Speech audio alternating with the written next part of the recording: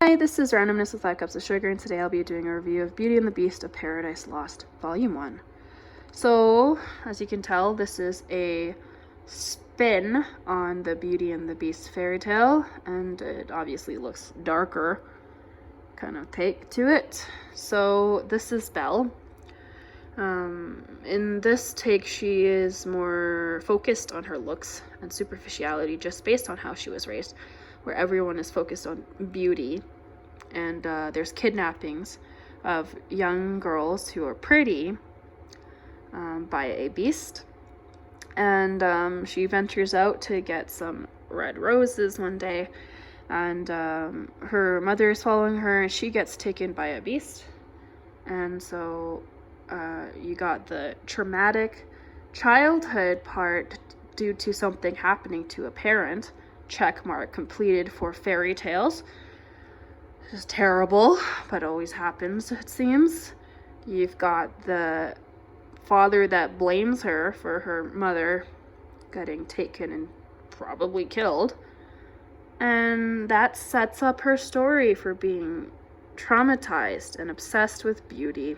The ironic thing is that compared to like the Disney adaptation for Beauty and the Beast, it's not the Beast that's actually superficial, it's Belle, because of how she was raised with such an emphasis on beauty because of her dad and the trauma she experienced there. I actually like the Beast's point of view in terms of like his take on beauty and stuff.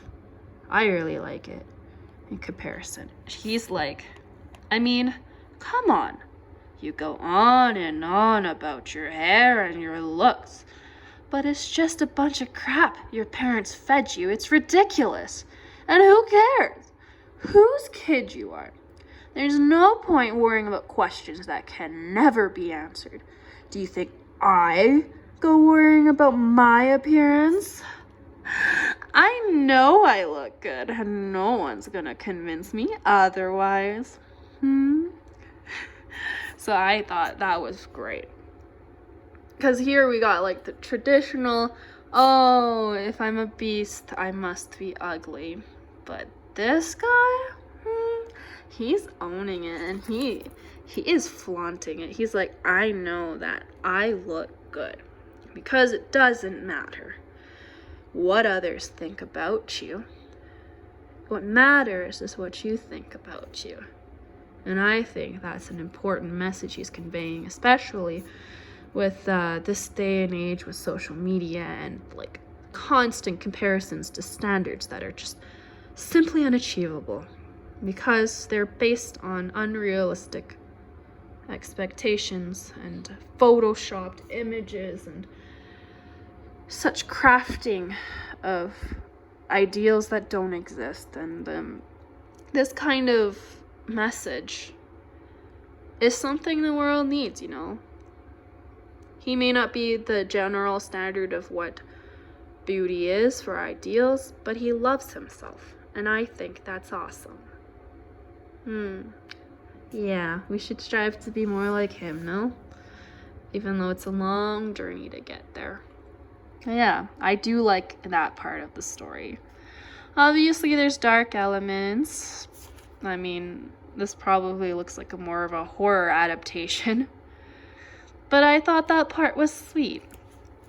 And I root for Belle to one day feel better about herself, because her, like, thinking about herself in such a self-critiquing, self-deprecating way is not her.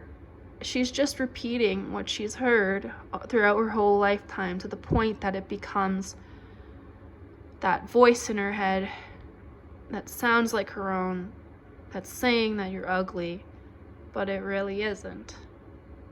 It's just a repeat of the voices that she heard when she was younger, to the point you start believing it. It gets repeated again and again. But thought processes can be changed. We can all be the beast here, yeah? I went very, very Side tangent, didn't I? But I do like that moral here.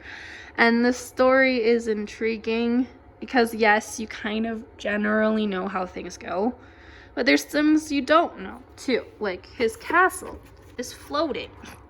Do you know his castle floats? His castle floats. So she's falling from the castle that's floating. Oh, his servants. They're not furniture. They're animal hybrids. This funny part. Goodness gracious. Yeah, so there's funny parts. So there's definitely that to look forward to should you decide to read this. This is the villainess. People call her La Medium.